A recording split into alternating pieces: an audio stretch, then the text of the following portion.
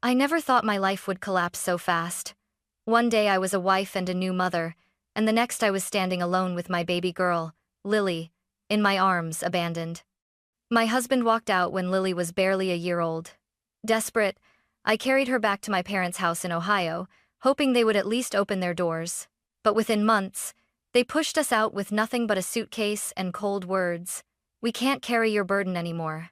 So there I was, under a highway bridge, clutching Lily against the winter wind, listening to her cry from hunger and cold. I thought this was the end of everything. And then, through the rain, a tall man in a black suit stepped toward me. He stopped, looked me in the eye, and said words that froze me in place. "Sarah, I am your grandfather." When I look back, I can't even pinpoint the exact moment my marriage started to unravel. At first, everything seemed normal. David and I weren't wealthy, but we had enough. He worked long shifts at a small car parts factory in Columbus, while I stayed home with Lily, trying to stretch every dollar for rent, groceries, and diapers.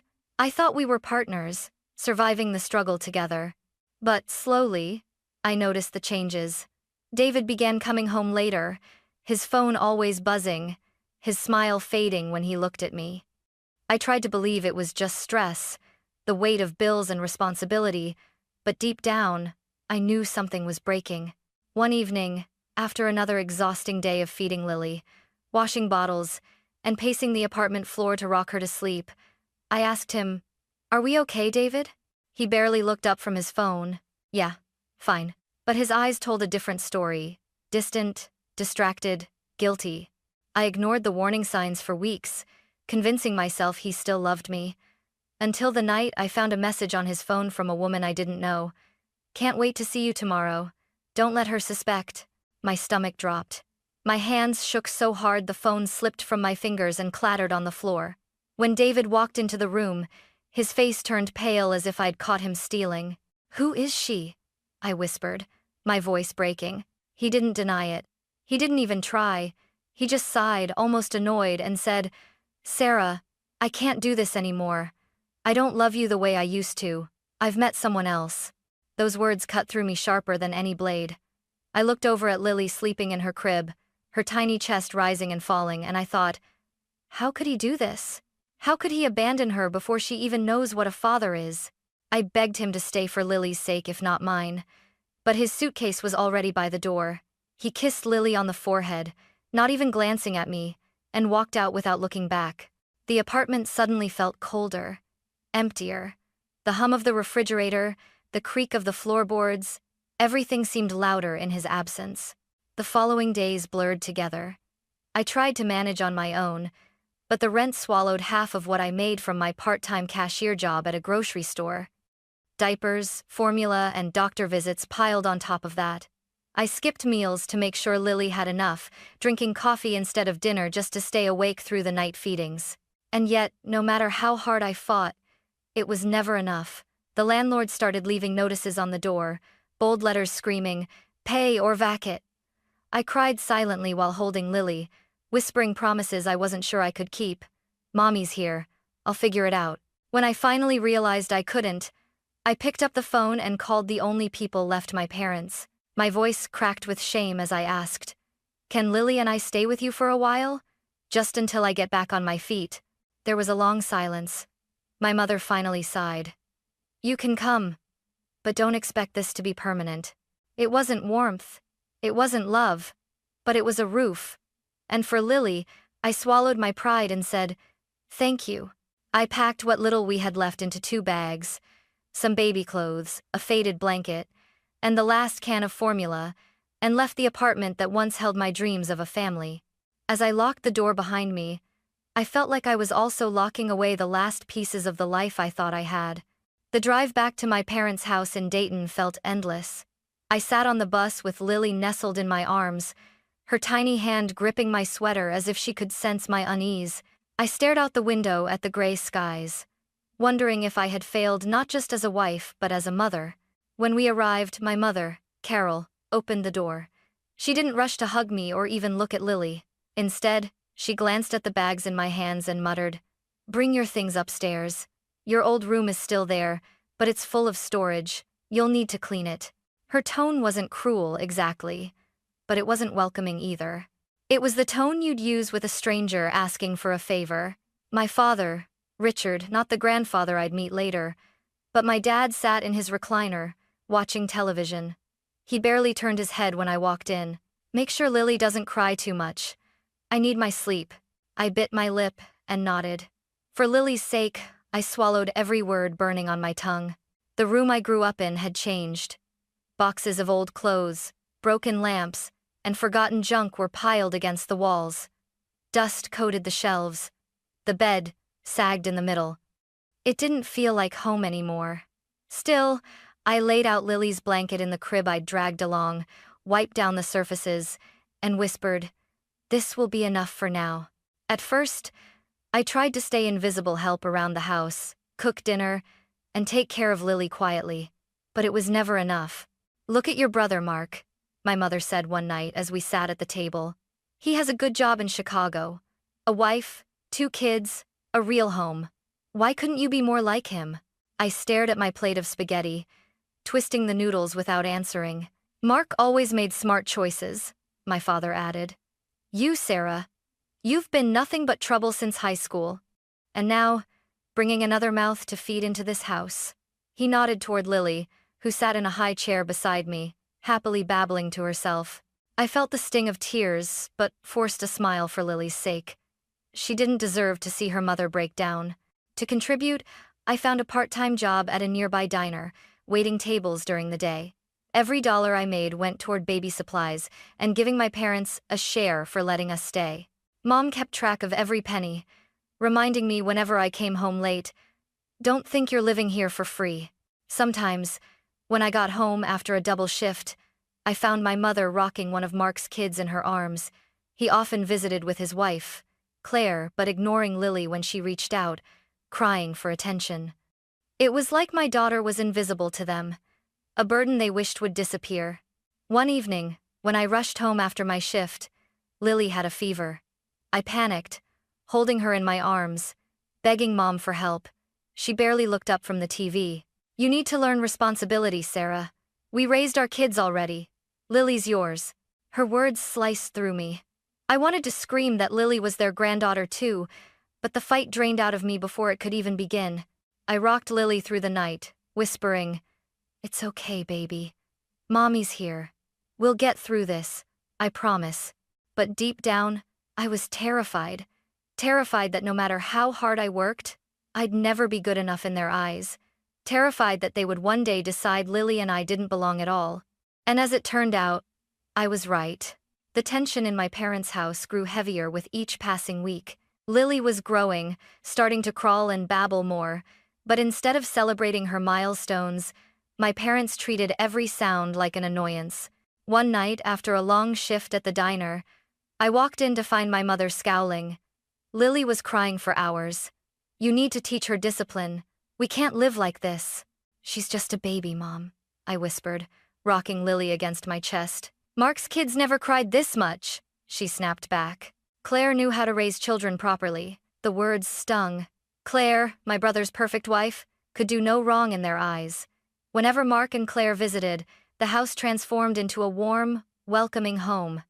My mother cooked special meals, my father brought out his best stories, and laughter filled the rooms. But when it was just me and Lily, the house felt cold. I tried to keep peace. I scrubbed floors, washed dishes, paid them from my meager wages, and kept Lily as quiet as possible. But no matter what I did, it was never enough. Then came the night that changed everything. I was in the kitchen heating up a bottle for Lily when I overheard my parents talking in the living room. "We can't keep this up, Carol," my father said. "Sarah and the baby are taking up space. Mark and Claire visit every weekend now, and the kids need a room to stay in." "I know," my mother replied. "It's not fair to Mark that his children have to sleep on the couch when Sarah's sitting in that old room. She's an adult. She should be standing on her own by now." My heart pounded. I pressed my back against the wall, clutching the bottle, praying I'd misheard. But then my father's voice cut through the air like a knife. "We'll give her 2 weeks. After that, she has to go." The bottle slipped from my hands, clattering onto the floor. My parents looked up, startled, but I didn't wait to hear more. I scooped up Lily and ran to my room, tears blinding my eyes. 2 weeks. 2 weeks to figure out where to go, how to survive with no savings, no home, and a baby who depended on me for everything. That night, I couldn't sleep. I sat on the bed, holding Lily close, watching her tiny chest rise and fall. She was innocent, unaware of the cruelty around us. I kissed her forehead and whispered, "I won't let them take our dignity. I'll find a way." But inside, I was breaking. The days that followed were unbearable. My mother dropped hints at every opportunity. "Don't get too comfortable, Sarah. We need this house back for family." For family. The words echoed in my head like a cruel joke. Weren't Lily and I family too? Mark came by with his kids that weekend, and I could see the unspoken truth in the way my parents doted on them. My father set up their old room with fresh sheets and new toys, while my mother prepared a feast. Meanwhile, Lily and I sat in the corner, forgotten. When Mark left, my father knocked on my door. "Sarah," he said, his tone firm. "You've heard what we said. 2 weeks. I'm not repeating myself." I wanted to beg, to plead for more time, but his eyes were cold, his jaw set. Nothing I said would change his mind. That night, I packed what little I had into 2 bags. Lily's clothes, her blanket, a few bottles, and the stuffed bunny she clutched in her sleep. I sat on the edge of the bed, looking around the room where I had once dreamed of growing up safe and loved. Now it felt like a cage closing in on me. I realized the truth then. To my parents, I wasn't a daughter anymore. I was a burden. And Lily, my precious Lily, was invisible to them. 2 weeks later, with nowhere else to go, we stepped out of that house for the last time. My father didn't even come to the door. My mother just said, "Good luck, Sarah," her voice flat, as if she were speaking to a stranger. The door closed behind me, and I stood on the porch with Lily in my arms. The wind was cold, the sky gray.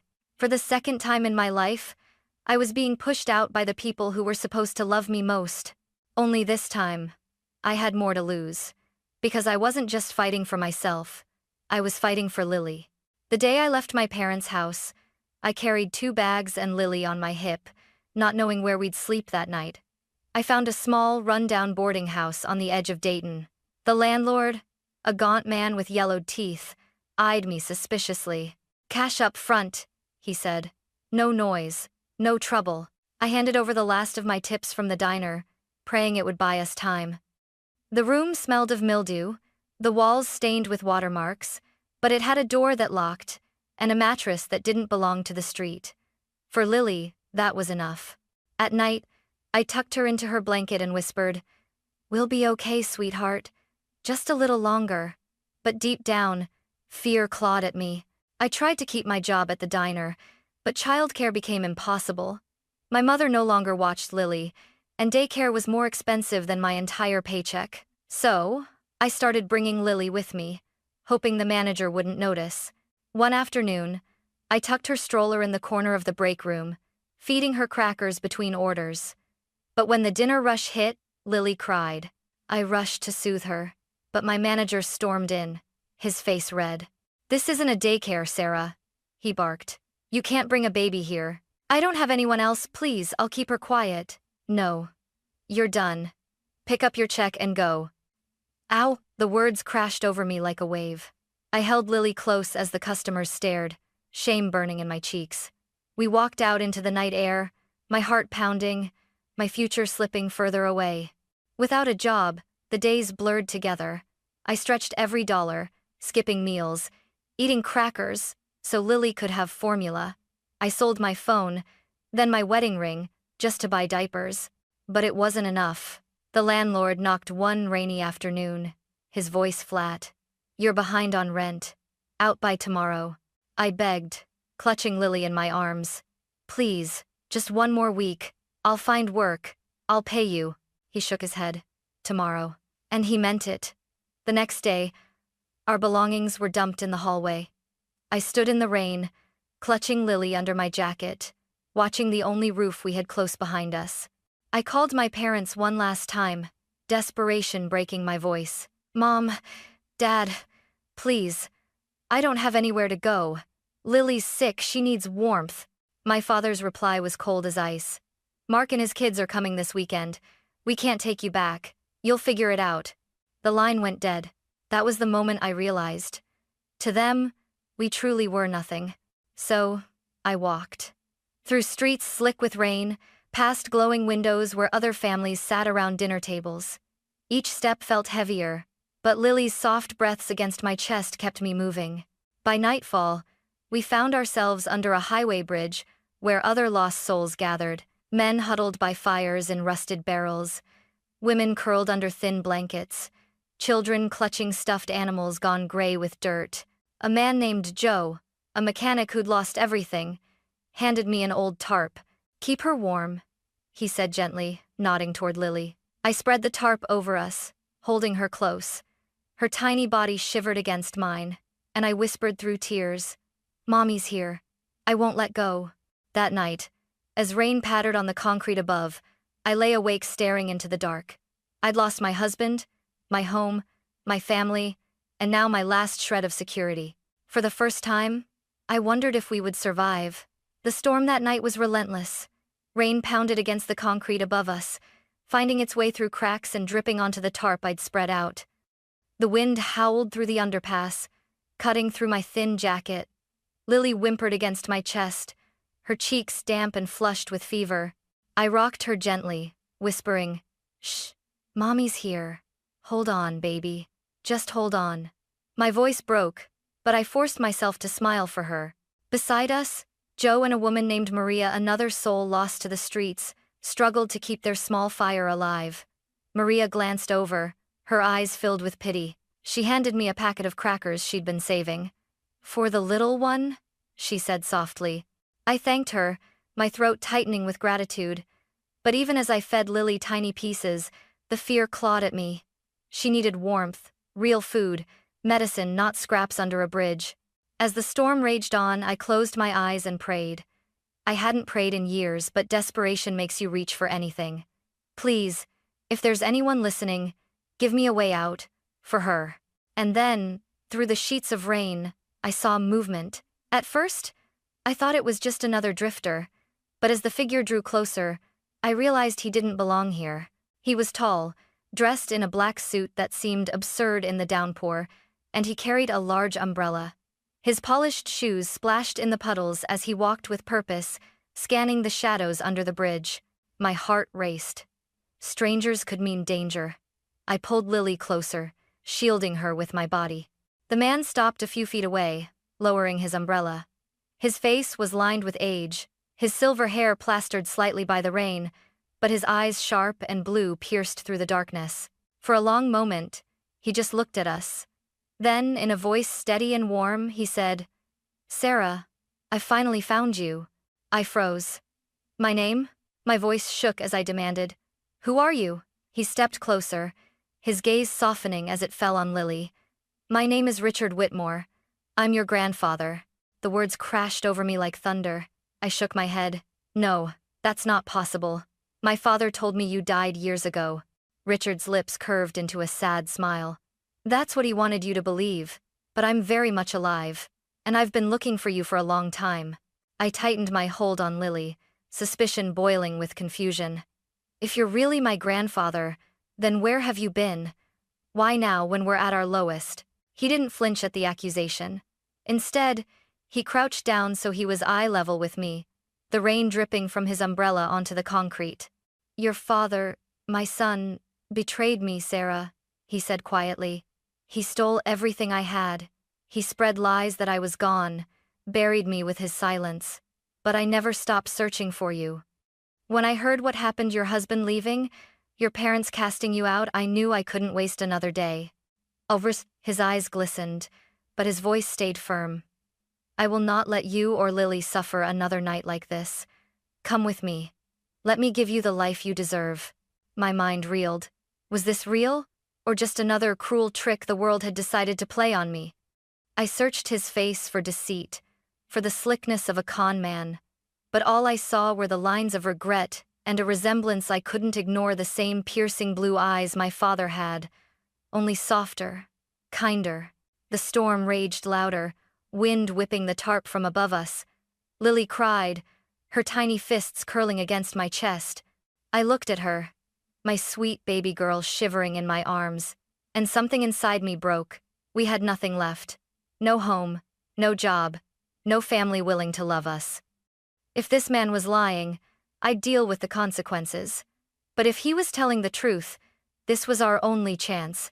I swallowed hard, meeting his gaze. If you're lying to me, I won't forgive you. Not for my daughter's sake. Richard nodded solemnly. You have my word, you'll never regret this. He stood, holding his umbrella over us. With trembling arms, I gathered our meager belongings and followed him out from under the bridge. Just beyond the road, parked at the curb, was a sleek black car, its headlights cutting through the rain. A driver in uniform opened the door, revealing leather seats, and my breath caught an infant car seat already installed. I slid inside, clutching Lily. For the first time in months, I felt warmth surround us. Lily stopped crying, her big eyes blinking in wonder as if she knew, instinctively, that life had shifted. As the car pulled away from the bridge, I glanced back at the torn tarp and soggy blankets we were leaving behind. My chest ached with disbelief. Maybe, just maybe, this was the miracle I had prayed for. The car ride felt like a dream. Warm air hummed through the vents, and the soft leather seat beneath me contrasted so sharply with the damp concrete we'd left behind. Lily nestled into the infant seat as if it had been waiting for her all along. For the first time in weeks, she drifted into a peaceful sleep without shivering. I stared out the window as the city lights blurred past, my mind racing. Who was this man really? Could I trust him? My heart wanted to believe, but years of betrayal had made me cautious. Still, the warmth, the safety, the way he looked at Lily with tenderness, something in me dared to hope. Hours later, we pulled up to a sprawling estate just outside Tampa, Florida. Even in the early dawn light, it looked like something out of a magazine. Cream-colored walls, red-tiled roofs, tall palm trees swaying in the breeze. A wrought iron gate swung open as the car approached, revealing manicured gardens and a fountain that glittered under the rising sun. I stepped out, holding Lily, my jaw slack. This is your home? Richard smiled gently. Our home now. Come inside. The moment we entered, the scent of fresh flowers and polished wood enveloped us. A grand chandelier sparkled overhead, casting warm light across marble floors. Two staff members, a kind-looking woman in her 50s and a younger man in a chef's uniform, greeted us warmly. This is Elena, the housekeeper, and Luis, our chef, Richard said. They'll take care of you as if you were their own. I nodded stiffly, overwhelmed. I wasn't used to being welcomed anywhere, let alone a place like this. Richard led us upstairs to a large guest room. The bed was king-sized with crisp linens, and beside it stood a crib filled with soft blankets and brand-new toys. Sunlight streamed through tall windows, illuminating the room like a promise. I lowered Lily into the crib, her tiny hands clutching a stuffed bunny already waiting for her. For the first time since her birth, she smiled in her sleep. I pressed a hand to my mouth, tears spilling silently down my cheeks. You don't need to cry anymore, Sarah, Richard said softly behind me. You're safe now. Later that morning, a doctor arrived, a man named Dr. Ramirez, carrying a polished medical bag. He examined Lily thoroughly, listening to her breathing, checking her temperature. She has a mild cold, but she'll recover quickly now that she's warm and cared for, he reassured me. Then he turned to me. You, however, are exhausted, malnourished, and under tremendous stress. You need rest, Sarah. Real rest. His words made me realize how much I had been running on fumes, surviving from one crisis to the next. That evening, Luis prepared dinner. Warm chicken soup, fresh bread, and a salad that tasted like heaven after months of cheap meals and skipped dinners. I ate slowly at first, almost afraid to believe it was real. But as the flavors settled into me, I felt strength return to my body. Lily drank a bottle of formula Luis had carefully prepared, her cheeks rosy again. Watching her coo contentedly, I whispered, You deserve this, sweetheart. You deserve the world. Over the next few days, I started to exhale the fear I'd been carrying for so long.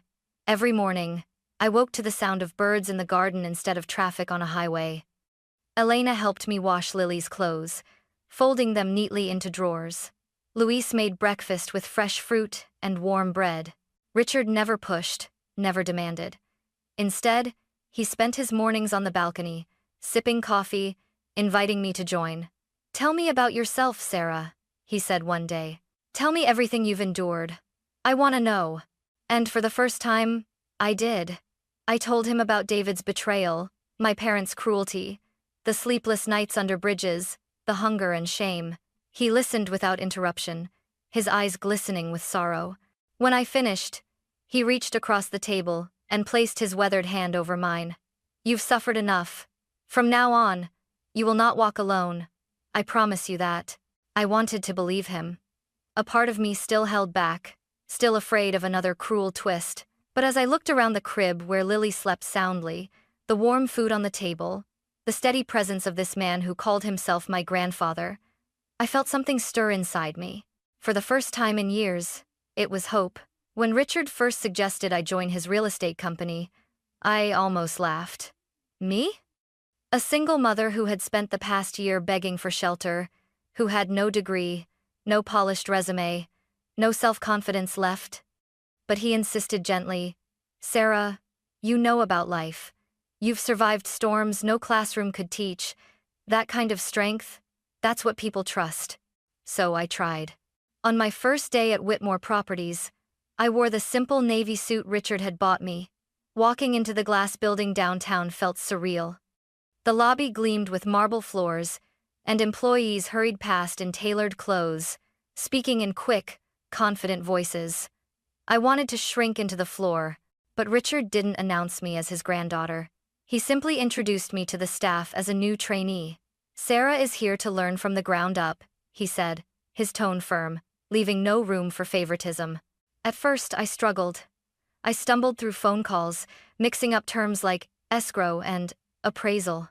I was nervous around clients, my voice shaking as I presented listings. Many days I went home defeated, convinced I didn't belong. But then, I'd look at Lily, asleep in her crib, her tiny face serene under the soft glow of a nightlight. I'd remember the bridge, the rain, the hunger in her eyes, and I would whisper to myself, "I can't go back there. I won't." Slowly, I improved. A kind colleague named Emily took me under her wing, teaching me how to listen to clients' needs instead of just selling numbers. "Be genuine, Sarah," she said. "People buy homes because they want to feel safe. You know what that means more than anyone." She was right. My honesty became my strength.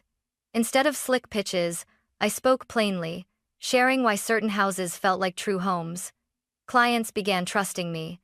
Some even requested me personally. After 6 months, I closed my first sale, a modest condo for a retired couple who said, "You're not like the others. You actually listened." When they signed the papers, I cried quietly in the bathroom, overwhelmed with pride. Years passed, and my confidence grew. I learned contracts, negotiations, even team leadership. Emily once told me, "Sarah, you're a natural. You've turned your scars into wisdom." By the time Lily turned 4, I wasn't just surviving, I was thriving. Richard watched silently from the sidelines, pride glowing in his eyes as I climbed the ranks. Eventually, the board voted me CEO. "She earned it," Richard said firmly. "No favoritism, pure ability." News outlets caught wind of my story. From homeless single mother to CEO. They invited me onto morning shows, where I spoke with a calm, steady smile. "Life may knock you down," I told the cameras, "but you decide whether to stand up." I stood up for my daughter. For a while, life felt like a dream. Lily thrived in private school, Richard became the grandfather she adored, and I led the company with compassion. But the past has a way of resurfacing. One afternoon, Emily buzzed my office line. Her voice was tight. "Sarah, there are 2 people in the lobby claiming to be your parents. They insist on seeing you." My chest tightened. I hadn't spoken to them since the night they cast us out. Memories of cold words and slammed doors returned like knives. I told Emily, "Keep them waiting. I'll come down." The lobby sparkled with glass and light. a world away from the dingy house I'd once begged to stay in, and there they were, my parents. My mother in a faded wool coat, her eyes darting around as if appraising the wealth around her. My father in an outdated suit, his smile awkward. "Sarah, honey," my mother said, her voice syrupy. "We saw you on TV. You've done so well. We're so proud." Proud? I almost laughed. My father stepped forward. "We should reconnect. We could help you manage all this success. Family should stick together, right?" The word family made my stomach turn. I thought of the nights Lily and I froze under a tarp while they kept warm for Mark's children. "Help?" I said, my voice calm but icy. "Like how you helped me when you threw us out. Like when I begged and you shut the door." Their smiles faltered. My mother stammered, "Those were hard times, Sarah. You can't hold it against us forever." But before I could answer, footsteps echoed behind me. Richard entered the lobby, tall in a sharp suit, his presence commanding the room. My parents froze. My father's face drained of color. "Richard? Dad? You're alive?" Richard's eyes hardened. "Alive, yes. And watching. I saw what you did to Sarah, to Lily, just as you once betrayed me." Employees in the lobby had stopped to watch, whispers spreading. Richard didn't lower his voice. "You stole from me years ago, Kenneth," he said, his words like stone. "You abandoned your mother, and she died with a broken heart. You abandoned Sarah and her child, repeating the same cruelty. And now you dare show your face here?" My father stuttered. I can't explain." "No," I cut in, my voice steady. "There's nothing left to explain." I looked him dead in the eyes, the man who had called me a burden. "The day you cast Lily and me into the street, I lost my parents. I have a family now, but it's not you." The lobby was silent, every employee bearing witness. My parents shrank back, shame coloring their faces. For once, it wasn't me who carried the burden, it was them. They left without another word. I stood tall, Lily's photo on my office desk waiting upstairs, and for the first time in my life, I felt free. When the glass doors of Whitmore Properties closed behind my parents that day, I stood still for a long moment, my chest rising and falling, almost unable to believe it was over. For years, I had carried the weight of their rejection, their cold words echoing in my head.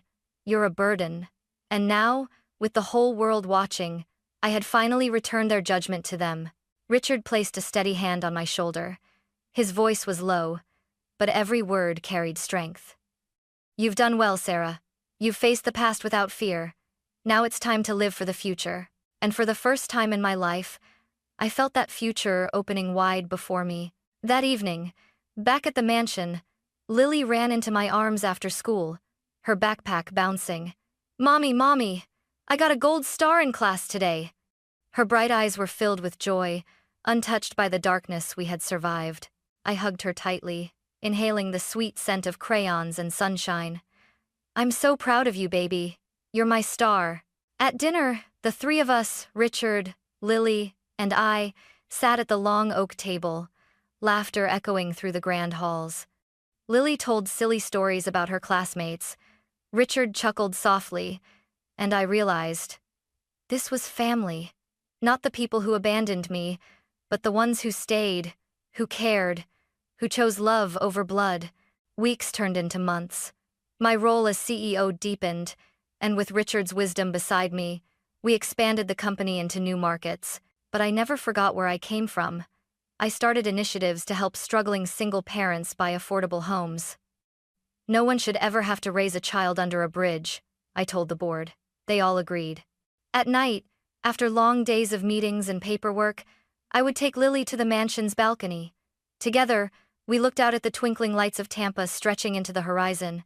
"Look, sweetheart," I whispered, pointing to the skyline. "That's our world now. A world we built together." She giggled, waving at the lights as if they could wave back. In her laughter, I heard a promise. She would never know the fear, the hunger, the cold that I once endured. Richard often joined us, leaning on his cane, his eyes misty with pride. "You've given me back something I thought I lost forever," he said one evening. "Hope, legacy, family." And I understood then that his redemption was intertwined with mine. He had been betrayed by his son, just as I had been betrayed by my parents. But together, across generations, we had chosen a different path. Forgiveness where possible, strength where necessary, and love always. As Lily grew older, I told her pieces of our story not to burden her, but to teach her. I told her about the nights under the bridge, about the strangers who had shown us kindness when family did not, about the man in the black suit who appeared in the storm and changed everything. She listened with wide eyes, sometimes frowning, sometimes smiling, always ending with the same words. "I'm glad you never gave up, Mommy." Those words became my anchor. Years later, when Whitmore Properties hosted a charity gala, I stood on stage with Lily and Richard by my side. Looking out at the crowd, I shared the truth. I once thought my life was over, that failure defined me. But life doesn't end when you fall, it begins when you rise. Family is not always blood.